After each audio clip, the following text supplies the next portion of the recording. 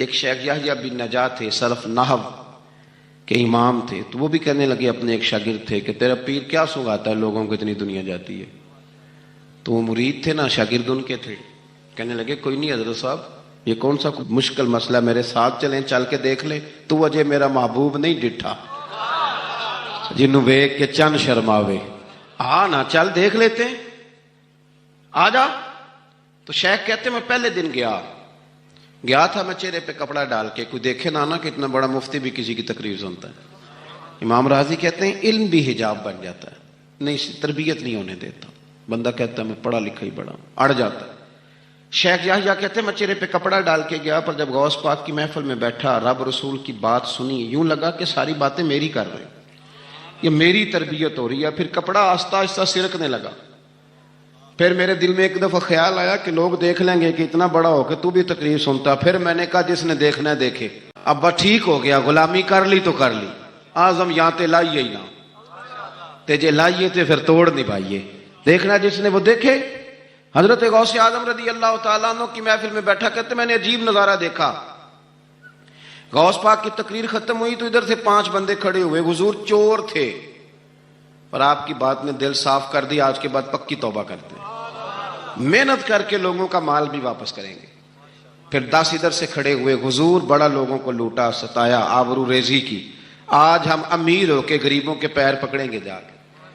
10 وہاں سے کھڑے ہوئے. حضور ہماری ماں روتی رہی پر ہم نے سنا نہیں، پر آپ کے قربان جائیں، جو آج آپ نے رنگ بھرا ہے نا، آج انشاءاللہ تب تک نہیں سوئیں گے جب تک اماں دعا نہ کر دے، جب تک راضی نہ ہو جائے. جب یہ رنگ دیکھا نا، شیخ یحییٰ کہتے ہیں میں تو پھر بدل گیا. اگلے دن میں ایک دھاگا لے گیا لمبا سارا. آج میں نے گننا ہے کتنے بندے توبہ کرتے ہیں. ہماری محفلوں میں نوٹ گنے جاتے ہیں، نوٹ، اور 3 بندے ہوتے ہیں نوٹ گننے والے، اور شرم آتی. یہ سٹیٹس ہے کہ اب غوث پاک کی محفل میں گنا جاتا تھا کتنے لوگ توبہ کرتے. دھاگا میں لے گیا، چادر میں نے اوڑھ لی، اور جب محفل ختم ہوئی تو میں حضور غوث اعظم کے قریب ہی ممبر کے بیٹھا تھا. 5 بندے کھڑے ہوئے، آج توبہ کرتے ہیں. میں نے 5 گرہیں لگائیں، بعد میں گن لوں گا. یہ طریقہ تھا اس دور میں گننے کا، گرہ لگا لو، گنڈ لگا لو.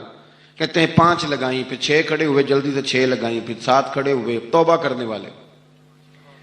کہتے ہیں 6 7 میں لگاتا رہا. پھر 20 25 40 پھر 50 پھر 100 کھڑا ہونے لگا. اب میرے لیے گرے لگانی مشکل ہو گئی. میں کبھی بندے گنوں، کبھی غوث پاک کو دیکھوں، کبھی دھاگا دیکھوں. جب میں پوری طرح الجھ گیا نا، تو حضور غوث اعظم نے کرم کی نظر ڈالی اور فرمانے لگے یحییٰ، یار تو نے عجیب کام شروع کیا ہے. میں دلوں کی گریں کھولتا جاتا ہوں، تو لگاتا جاتا ہے. میں یہاں گریں کھول رہا ہوں اور تو لگا رہا ہے. اور پھر بھی اپنی کرامت نہیں بنائی. فرمانے لگے یہ میری وجہ سے توبہ نہیں کر رہے، یہ خدا کے فضل سے کر رہے ہیں. اور فرمایا یحییٰ خدا کا فضل گنا نہیں جا سکتا، وہ شمار نہیں کیا جا سکتا. 5000 یہودی اور عیسائی. غوث اعظم فرماتے ہیں وہ ہیں جنہیں میں جانتا ہوں جو میرے ہاتھ پہ کلمہ پڑھ کے مسلمان ہوئے. آپ آج کروڑوں کی آبادی میں رہتے ہیں نا، اس لیے 5000 کو چھوٹا سمجھتے ہیں.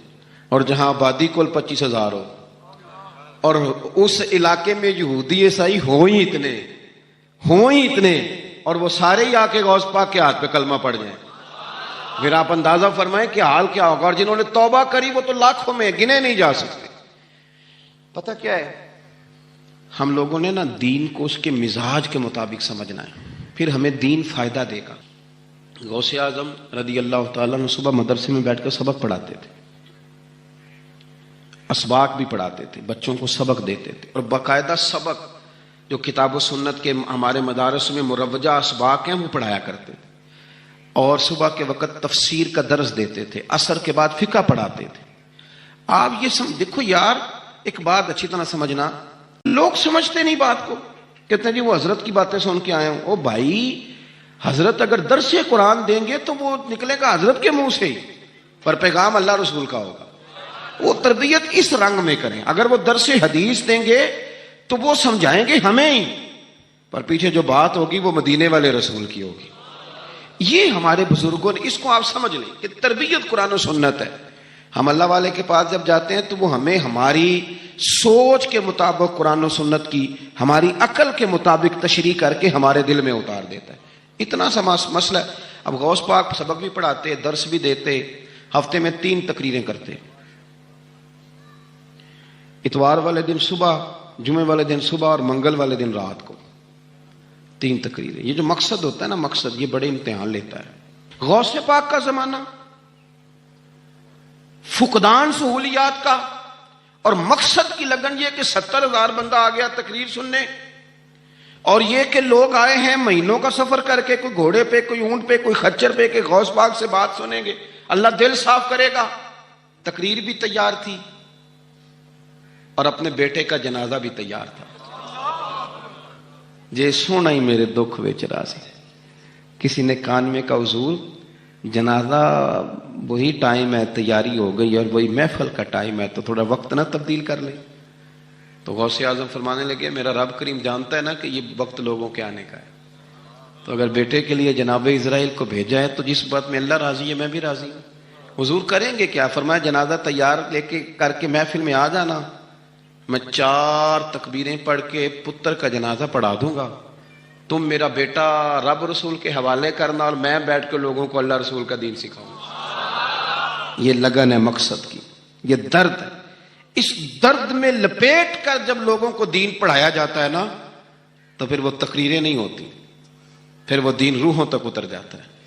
اس درد کے اندر جب لپیٹ کر حضور غوث پاک نے یعنی ممبر سے اترے اور بیٹے کا جنازہ پڑھایا، پھر ممبر پہ بیٹھ گئے، پھر رسول اللہ کا دین اور زندگی ساری دین پڑھایا اور ساری زندگی پیغام دیا اور اللہ کے بندوں سے پیار کیا، رب کریم کے بندوں سے محبت کی۔